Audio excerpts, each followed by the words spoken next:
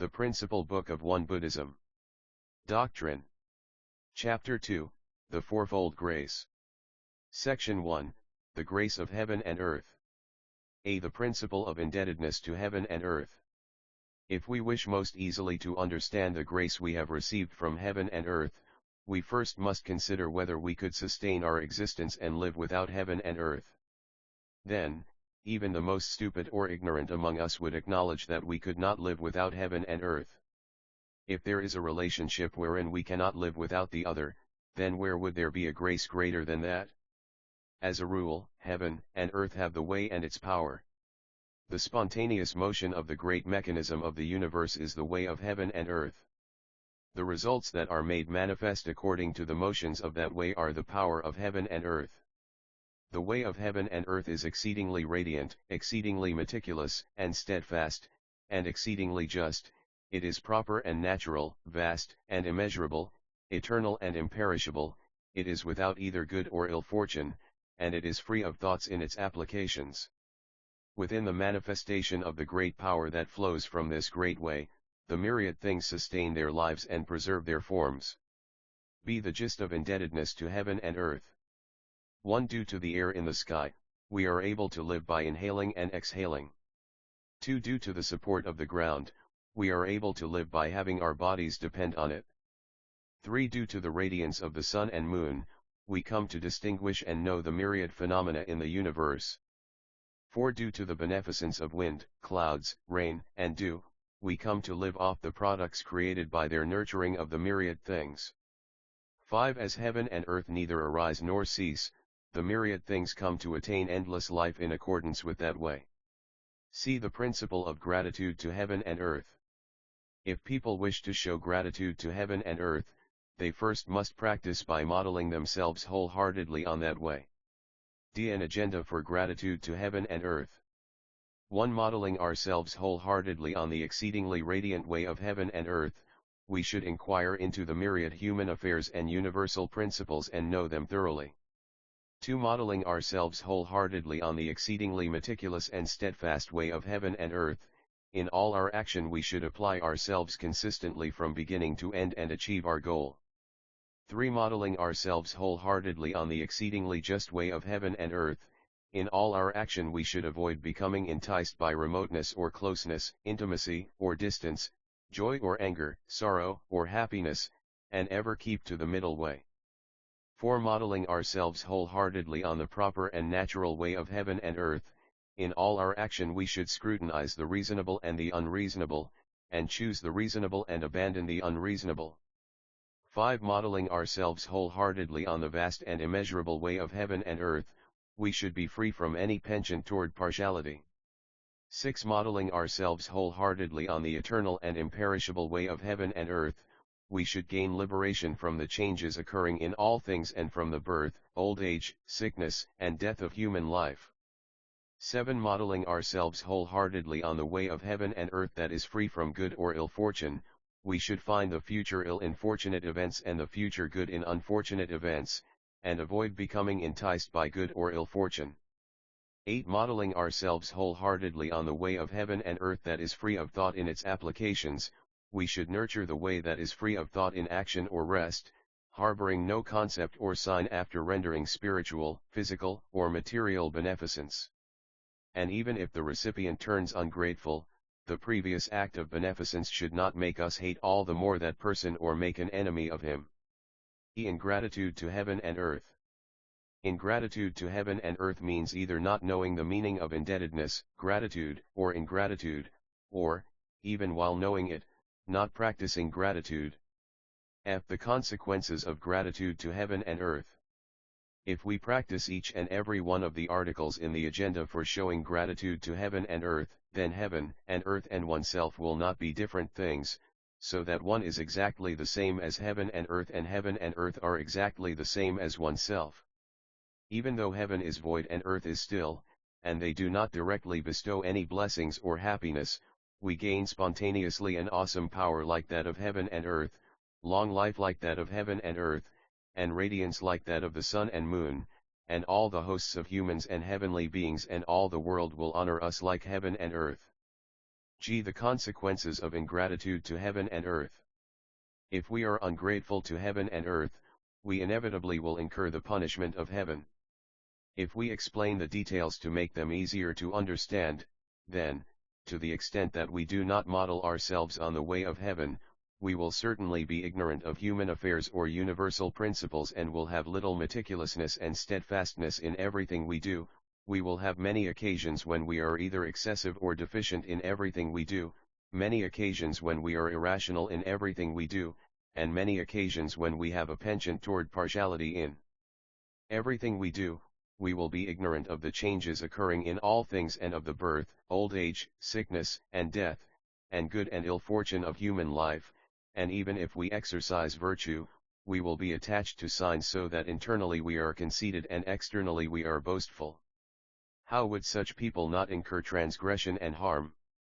Even though heaven and earth may be void and calm, any suffering that might inadvertently occur or that we have created for ourselves is exactly the punishment incurred by our ingratitude to heaven and earth. Section 2, the grace of parents. A. The principle of indebtedness to parents. If we wish most easily to understand the grace we have received from our parents, we first must consider whether our bodies would have appeared in this world without our parents, or, even if they had, whether lacking self-power they could have matured on their own. Then, anyone would acknowledge that neither would have been possible. If, without parents, our bodies could not have appeared or matured, then where would there be a grace greater than that? As a rule, although the birth and death of humans may be deemed a natural law and a creative transformation of heaven and earth, the great grace of giving us birth and raising us when we are lacking self-power, and of teaching us the great principle of the human way, is precisely our indebtedness to parents. B. The gist of indebtedness to parents. 1. Thanks to our parents, we receive this body, which is the foundation of all human affairs and universal principles. 2. With all embracing love and ignoring all kinds of trouble, they raise and protect us, until we gain self-power. 3. They teach us human duties and responsibilities and guide us into human society. C. The principle of gratitude to parents. Recognizing this way of our indebtedness when we were lacking self-power, we should offer protection as best we can to those who are lacking self-power. D. An agenda for gratitude to parents.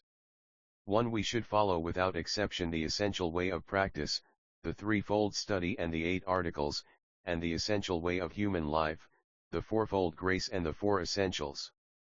2. In the event that our parents become helpless, as best we can, we should offer them mental comfort and physical sustenance. 3. While our parents are living, or after they have passed away, we should protect to the best of our abilities the helpless parents of others, as if they were our own. 4. After our parents have passed away, we should enshrine their life histories and their portraits to commemorate them for a long time. Ingratitude to parents. Ingratitude to parents means either not knowing the meaning of indebtedness, gratitude, or ingratitude, or, even while knowing it, not practicing gratitude. F. The consequences of gratitude to parents. If we show gratitude to parents, then, even though I have only shown gratitude to my own parents, the world will naturally regard me respectfully. Since it is an unavoidable principle that children will act by modeling themselves after the good or bad conduct of their parents, my children's filial piety toward me will duly reflect my own way of showing gratitude to my parents. Also, as a consequence of protecting people who are lacking self-power, I will constantly receive the help of others even when I happen to lack self-power while coming and going through numerous lifetimes. G. The consequences of ingratitude to parents. If we are ungrateful to our parents, then, even though I have been ungrateful only to my own parents, the world inevitably will hate and ostracize me, and inevitably my very own offspring, too, by imitating my ingratitude, will directly bring woe to myself. Also, I will constantly be abandoned by others even when I happen to lack self-power while coming and going through numerous lifetimes. Section 3, the grace of fellow beings. A. The principle of indebtedness to fellow beings. If we wish most easily to understand the grace we have received from fellow beings, we first must consider whether I could live alone in a place that has no people, no animals, and no plants. Then, anyone would acknowledge that it is not possible. If we cannot live without the help of fellow beings, the support of fellow beings, and the provisions supplied by fellow beings, then where would there be a grace greater than that? As a rule, the world has four categories of occupations: scholars, farmers, artisans, and merchants. People engage in work appropriate to these categories, and, by exchanging all kinds of material goods for their various products, they have helped and become indebted to each other solely by benefiting themselves and benefiting others. B. The gist of indebtedness to fellow beings. 1. Scholars study and research to edify and educate us in all types of learning and governance. 2. Farmers plant and raise crops to provide materials for our clothing and food. 3. Artisans manufacture all types of goods to provide us with shelter and necessities. 4. Merchants trade all kinds of material goods to help make our lives convenient. 5. Even animals and plants are of help to us. See the principle of gratitude to fellow beings.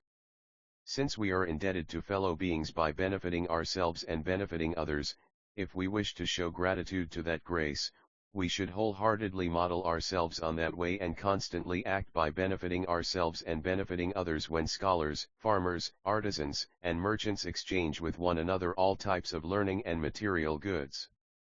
D. An agenda for gratitude to fellow beings. 1. Scholars, when edifying through all types of learning or governance, should constantly act in fairness by benefiting themselves and benefiting others. 2. Farmers, when providing the materials for clothing and food, should constantly act in fairness by benefiting themselves and benefiting others.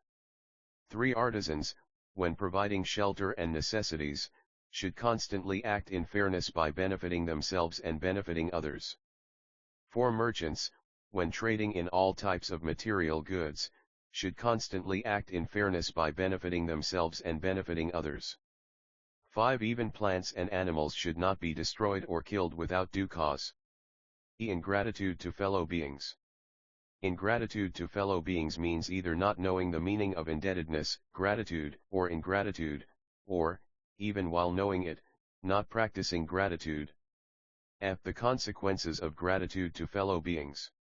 If we show gratitude to fellow beings, then all fellow beings, moved by acts of mutual benefit, will love one another and rejoice with them, so that I personally will also be safeguarded and honored, and there will be love between individuals, friendship between families, understanding between societies, and peace between nations, so that ultimately we shall have an unimaginably ideal world.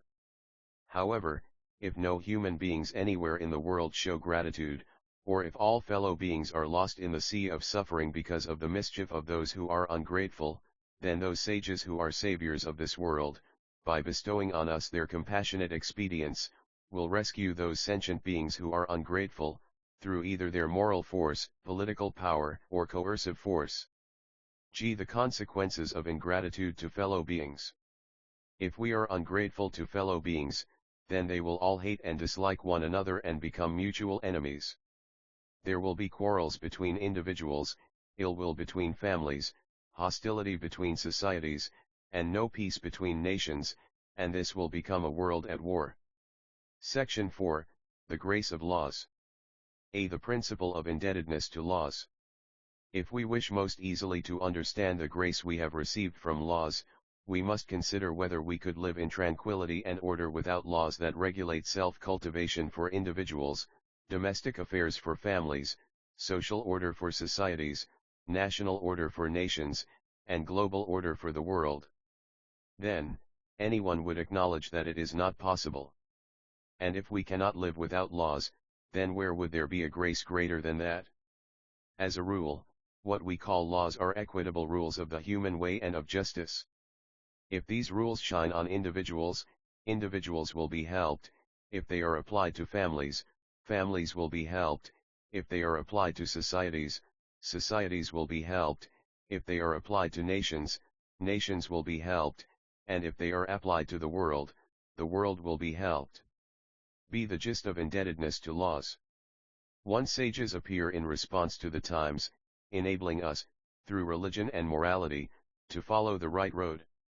2. Laws enable us to protect our lives and to foster knowledge by allowing us both to establish institutions for scholars, farmers, artisans, and merchants, as well as to exert ourselves in edification and admonition. 3. Laws enable us to live peacefully by reproving injustice and promoting justice through distinguishing right and wrong, benefit and harm, and by thus maintaining tranquility and order. See the principle of gratitude to laws. If we are indebted to a statute of prohibition in a law, then we should comply with that way, and if we are indebted to a statute of exhortation, then we should comply with that way. D. An agenda for gratitude to laws. 1. As an individual, study and practice laws that regulate self-cultivation. 2. As a family, study and practice laws that regulate the family. 3. As a society, study and practice laws that regulate the society. 4. As a nation, study and practice laws that govern the nation. 5. As a world, study and practice laws that govern the world. E. Ingratitude to laws. Ingratitude to laws means either not knowing the meaning of indebtedness, gratitude, or ingratitude, or, even while knowing it, not practicing gratitude. F. The consequences of gratitude to laws. If we show gratitude to laws, then we will receive the protection of laws, so that gradually restrictions will vanish and freedom will be gained, our own personal character will improve, the world too will be in good order, and scholars, farmers, artisans, and merchants will advance, so that a world of matchless comfort will be created, and, furthermore, we shall have requited as well the grace of legislation and administration. G. The consequences of ingratitude to laws. If we are ungrateful to laws, laws will not pardon us either, and we will suffer confinement and constraints, our own personal character will degenerate, and the world too will become disordered until it becomes a chaotic battleground.